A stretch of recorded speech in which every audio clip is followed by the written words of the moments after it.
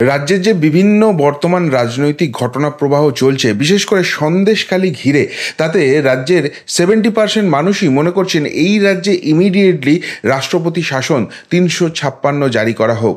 356 না হলে অ্যাটলিস্ট 355 জারি করা হোক। এমনকি SC/ST কমিশন বা মহিলা কমিশন তারা এসেও কিন্তু রাষ্ট্রপতি শাসনের কথা বলছেন। ফলে খুব স্বাভাবিকভাবেই প্রশ্ন হচ্ছে, কেন্দ্র কি ঘুমিয়ে আছে? কেন্দ্র কেন করছে না? এই আলোচনা যখন চলছে তখন মারাত্মকভাবে আরেকটা পয়েন্ট রাজনৈতিক মহলে আলোচনা হতে শুরু করেছে। সেটা হচ্ছে যে এই রাজ্য সরকারই, এই শাসকই কি অত্যন্ত ডেসপারেট হয়ে গেছে? তারা কি আন্তরিকভাবে চাইছে যে রাষ্ট্রপতি শাসনটা এই রাজ্যে জারি হোক? এবার বিরাট রহস্য সেটার মধ্যে, সত্যিই তারা কেন এরকম চাইতে চলেছে? কি লাভ হবে শাসকের? এবং তার থেকেও বড় কথা, সত্যিই কি এরকম কোনো সম্ভাবনা আছে রাষ্ট্রপতি শাসন জারি হবে?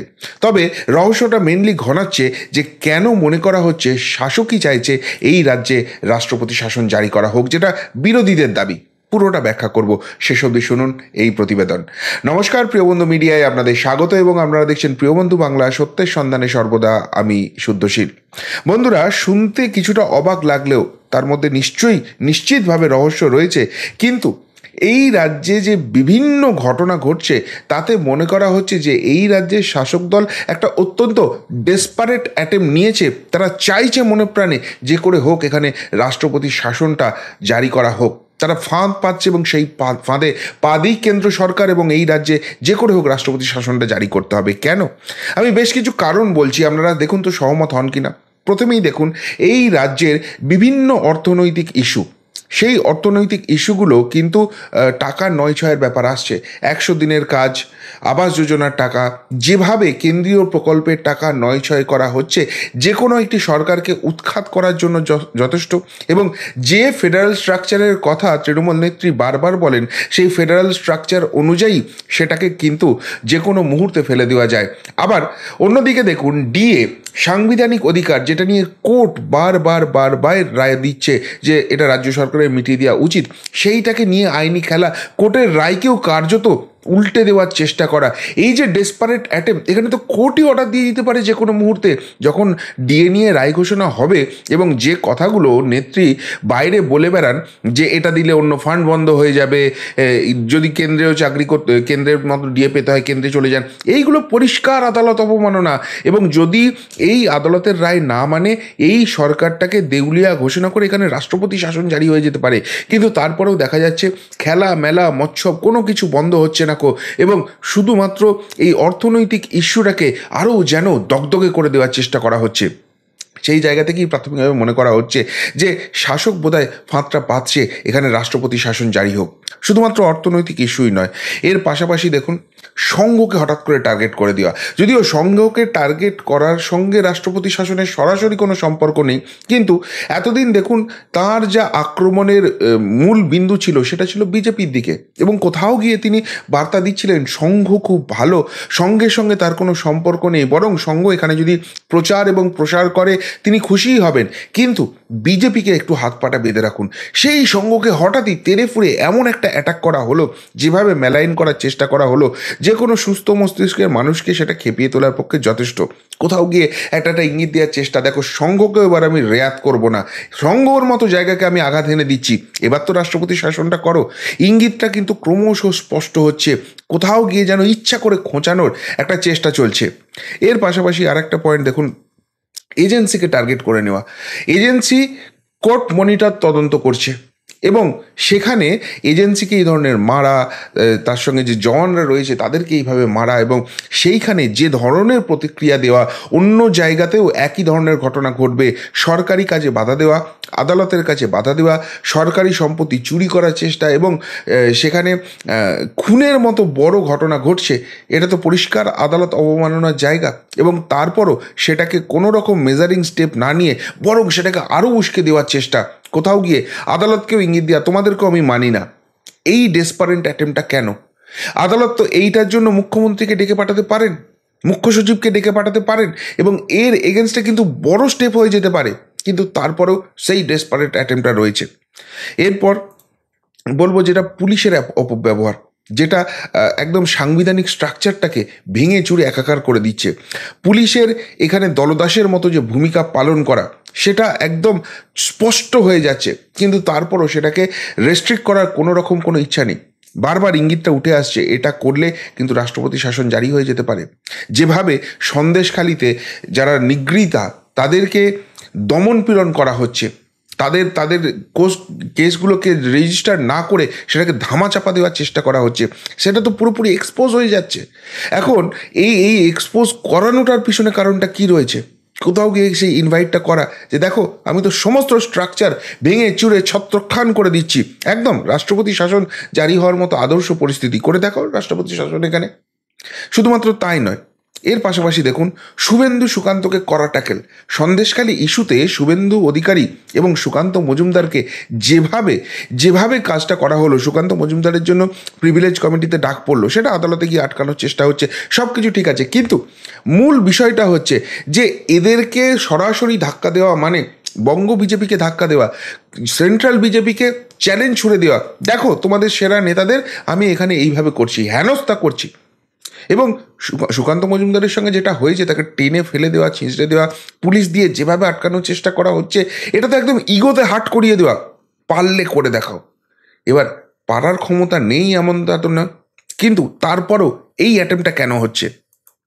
এরপর সব থেকে বড় যেটা কালকে হয়ে গেল, সাংবাদিক গ্রেপ্তার।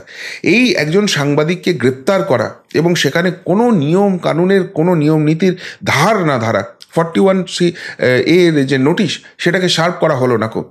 একজন অভিযোগ করলো, ঠিক আছে অভিযোগ করতেই পারে, কিন্তু সেই অভিযোগের ভিত্তিতে আগে তো তাকে জেরা করতে হবে, তারপর গ্রেপ্তার করতে হবে। কিন্তু না, সেই জেরা করার কোনো ব্যাপার নেই, তাকে কোনো নোটিশ আপ করা হলো না, জোর করে এটাকে গ্রেপ্তারিটা যেটা করা হলো যেন কোনো জঙ্গিকে তুলে নিয়ে যাওয়া হচ্ছে।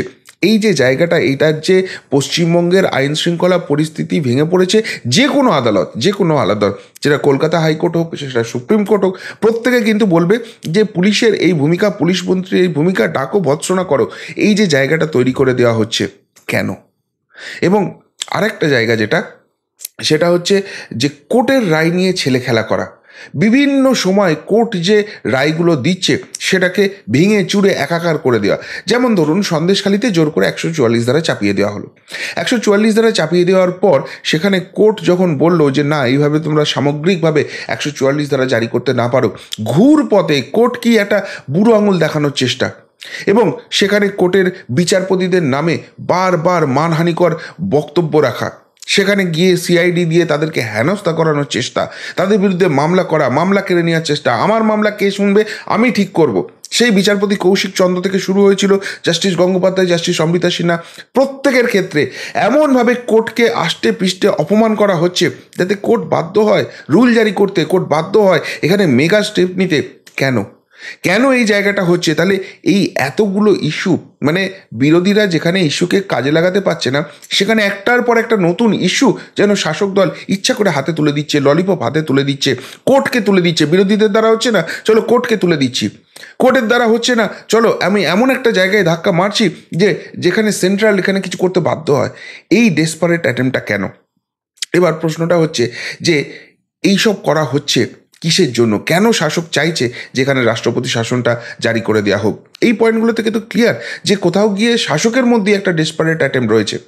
আসলে রাজনৈতিক বিশেষজ্ঞরা যেটা বলছেন যে এই শাসক দলটার হাতে কোনো ইস্যু নেই, তারা অর্থনৈতিকভাবে রাজ্যটাকে চালাতে পারছে না, দেউলিয়া করে দিয়েছে, ধার করে করে সেই ঋণ নেওয়ার ঊর্ধ্বসীমা বন্ধ হয়ে গেছে। ফলে ওই ভাতা ভিক্ষার যেটুকুনি পলিটিক্স করা যায় সেইটুকুনি করছে, কিন্তু সেটাও খুব শীঘ্রই বন্ধ হয়ে যাবে।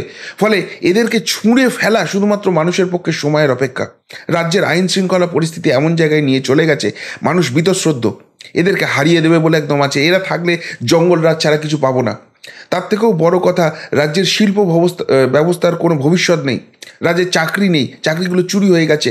ফলে মানুষের কাছে গিয়ে ভোট চাওয়ার মতো কিছু নেই। একদিন না একদিন এই রাজ্যে সুষ্ঠুভাবে ভোট হবেই, এবং যেদিনকে সেই ভোটটা হবে এদেরকে ছুঁড়ে ফেলে দেবে মানুষ, পরিষ্কার বুঝতে পেরে গেছে। যে দুটো মূল জায়গা ছিল যেটা এদের ভোট ব্যাংক, একটা সংখ্যালঘু, একটা মা বোনেদের ভোট, মহিলা ভোট, দুটো ভোট ব্যাংকই হাত থেকে বেরিয়ে যাচ্ছে। পঞ্চায়েত নির্বাচনে ইঙ্গিত ছিল যে সংখ্যালঘু ভোট অনেকটা হাত থেকে বেরিয়ে গেছে, যে কারণে এরা আকুলি বিকুলি করছিল কংগ্রেস এবং সিপিএমের সঙ্গে জোট করার জন্য। এবার সন্দেশখালী কাণ্ডের পর যেটা সব থেকে বড় ধাক্কা হলো সেটা হচ্ছে এই মা বোনেদের ভোট হারানো। 500 টাকা 1000 টাকা লক্ষ্মীর ভাণ্ডার আসছে ঠিক আছে, কিন্তু তার ফলে বাড়ির মা মেয়েদের যে মান ইজ্জত চলে যাচ্ছে এদের জন্য, এই জায়গাটার জন্য কিন্তু গোটা বাংলায় একটা এফেক্ট পড়ে গেছে। এবং মা বোনেদের এই ভোটটা হাত থেকে বেরিয়ে যাওয়া, 4% 5% ভোট হাত থেকে বেরিয়ে যাবে নিশ্চিতভাবে। ফলে হাতে পড়ে রইলটা কি, এরা নির্বাচনী ময়দানে নামবে কি করে? কিন্তু এই অবস্থায় যদি রাষ্ট্রপতি শাসন জারি করে দেওয়া হয়, সাথে সাথে সাথে সাথে যেটা এই শাসক দলের নেত্রীর একদম ট্রেডমার্ক পলিটিক্স, সেটা তিনি শুরু করে দেবেন, সেটা হচ্ছে ভিকটিম পলিটিক্স। দেখো, আমি নির্বাচিত, গণতান্ত্রিকভাবে নির্বাচিত, এতজন এমএলএ রয়েছে, একটা নির্বাচিত সরকারকে এরা ফেলে দিচ্ছে, এরা ক্ষমতালোভী, একদম ভিকটিম পলিটিক্স খেলা হবে।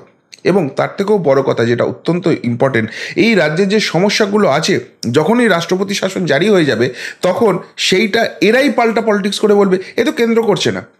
এতদিন না হয় আমাদের হাতে ক্ষমতা ছিল, কিন্তু এই 100 দিনের কাজের টাকা কেন দিচ্ছে না, এই আবাস যোজনার টাকা কেন দিচ্ছে না? দেখো, এরা রাষ্ট্রপতি শাসন জারি করে তো বিজেপি এটা চালাচ্ছে, তারা কতখানি ব্যর্থ, এদেরকে ভোট দিয়ে কি করবে? পুরো উল্টো পলিটিক্স খেলা শুরু করে দেবে। এবং রাজ্যের যে আইন শৃঙ্খলা থেকে আরম্ভ করে প্রশাসনিক স্তরে যে জায়গাটা ঘেঁটে আছে, যেটা এখন এই সরকারের দিকে আঙুলগুলো উঠছে, মানুষের ক্ষোভটা বাড়ছে, সেই দায় সম্পূর্ণরূপে এবার কেন্দ্রের দিকে চাপিয়ে দেবে, পুরোপুরি ভিকটিম পলিটিক্স খেলে। অর্থাৎ এই দলটার কোনো ইস্যু নেই, এই দলটার কোনো ভবিষ্যৎ নেই, এই দলটার প্রতি মানুষের কোনো আস্থা নেই। প্রত্যেকটা জায়গা যখন একদম শূন্য হয়ে গেছে, নীল হয়ে গেছে, তখন একটাই জায়গা বাকি আছে, যে আমাদেরকে রাজনৈতিকভাবে শহীদ করে দাও, এখানে রাষ্ট্রপতি শাসন জারি করো। আমরা তখন ওই ভিকটিম পলিটিক্সটা খেলে পাল্টা আরেকটা টার্ম ক্ষমতায় আসার চেষ্টা করব। সিম্পল এই লজিকে চলছে। এবার তাহলে লাখ টাকার প্রশ্নটা, এত কিছু হয়ে যাওয়ার পরে কেন্দ্র কি করবে? দেখুন, আগের পয়েন্টেই যেটা বললাম, যে অ্যাটেম্পটা ডেসপারেটলি রয়েছে ভিকটিম কার্ড খেলবো বলে, এবং রাজনৈতিকভাবে সেই জায়গাটা কেন্দ্র কখনোই সুযোগ দেবে? কেন্দ্র খুব ভালো করে জানে যে রাজনৈতিকভাবে এই দলটাকে যেভাবে দেউলিয়া করে দেয়া গেছে, এবার শুধু শেষ ঝটকাটা দেওয়া বাকি আছে। শেষ ঝটকাটা দিলে এরা রিংয়ের বাইরে ছিটকে যাবে, এবং যেদিনকে ক্ষমতার বৃত্তে ছিটকে যাবে, এই দলটা রাজনৈতিকভাবে মুছে যাবে বাংলার মুখ থেকে। এই জায়গায় যদি আমরা ওই ভিকটিম কার্ডটা খেলার চান্স দিই, আবার একটা টার্ম কিন্তু এরা বার করে নিয়ে চলে আসবে, সেই সুযোগ দেবে না। এরা কিন্তু নিশ্চিতভাবে এখানে পলিটিক্স করবে। এবং আপনারা বলবেন যে মানুষ মরছে, মানুষের এই অবস্থা রয়েছে, সেই জায়গায় এখন কেন্দ্র বসে বসে পলিটিক্স খেলছে? নিশ্চিতভাবে এই মানুষই তো ভোট দিয়ে এদেরকে জিতিয়ে এনেছিল, তখন ভাবেনি। আমি 2021-এর পরে বহুজনের কমেন্ট দেখেছি, ভাগ্যিস আজকে বিজেপি ক্ষমতায় আসেনি, থাকলে টেনে নিয়ে গিয়ে আমাদের চাকরি দিয়ে দিত। আজকে তৃণমূল ক্ষমতায় এসেছে, সেই জন্য বাড়িতে বসে আরাম করে জয়টা উপভোগ করতে পারছি। আমি যে ওপিনিয়ন পোল করেছিলাম সেইটাতে ট্যাগ করে এইভাবে হেনস্থা করেছে, আর গালিগালাজ তো ছেড়ে দিন, এরা এসেছে খুব ভালো হয়েছে। তাহলে সেই দিনটা ডবল ডবল চাকরি, ডবল ডবল বেতন শুনে যারা ভোট দিয়েছিলেন, তারা দেখুন কি অবস্থা চলছে। মানুষের যে সহন করার শেষ সীমা, সেটা ক্রস করে যাচ্ছে নিঃসন্দেহে। কিন্তু আর কিছুদিনের মধ্যেই ভোট ঘোষণা, সেই ভোট ঘোষণার আগে এদেরকে রাজনৈতিক শহীদের মর্যাদা দেবে রাজনৈতিকভাবে এত বোকা কেউ? এবার বলবে কেন এখনো পলিটিক্স করছে? একটা কথা মাথায় রাখুন, কেউ কিন্তু লুচি আলুর তরকারি বিক্রি করতে আসেনি, সবাই রাজনীতি করতে এসছে। যারা এই ডেসপারেট অ্যাটেম্পগুলো করে রাষ্ট্রপতি শাসনটা যাতে জারি হয় সেইটা চেষ্টা করছে, তারা পলিটিক্স করছে না। সুতরাং সেই জায়গাটা মাথায় রেখে অবশ্যই করে বলা যেতে পারে যে শাসক ফাঁদ পাতছে, এবং সেই জন্যই কিন্তু কেন্দ্র এখনও চুপ করে বসে আছে। আর তো কয়েকটা মাত্র দিন, তারপরেই নির্বাচন ঘোষণা হবে। নির্বাচন ঘোষণা হয়ে গেলে ওই পিরিয়ডটাতে কিন্তু সম্পূর্ণভাবে কেন্দ্রীয় বাহিনীর হাতে বাংলার আইন শৃঙ্খলা পরিস্থিতি চলে আসবে। রুটমার্চ শুরু হবে, 920 কোম্পানি শুধুমাত্র বাংলার ভোট গ্রহণের জন্য দেওয়া হচ্ছে। এই নজিরবিহীন ব্যবস্থা কাশ্মীরেও নেই। সুতরাং এই জায়গায় এই রাজনৈতিক ভুলটা কেন্দ্র করবে বলে আমার তো অন্তত মনে হয় না। আপনারা কি বলবেন শাসকের এই ডেসপারেট অ্যাটেম্প নিয়ে? এবং সত্যিই কি কেন্দ্রের রাষ্ট্রপতি শাসন জারি করে এই শাসককে রাজনৈতিক শহীদের মর্যাদা, রাজনৈতিক শহীদ হওয়ার জায়গাটা খুলে দেওয়া উচিত, নাকি রাজনীতি যেভাবে চলছে সেইভাবে চলুক এবং শেষ ধাক্কাটা দিয়ে এদের বিদায় নিশ্চিত করুক? উত্তরটা নিশ্চয়ই কমেন্ট বক্সে কমেন্ট করে জানাবেন। এমনকার মতো এখানেই শেষ করলাম, ফেরত আসছি নতুন প্রতিবেদন নিয়ে খুব তাড়াতাড়ি। ভালো থাকবেন, সাথে থাকবেন, পাশে থাকবেন। নমস্কার।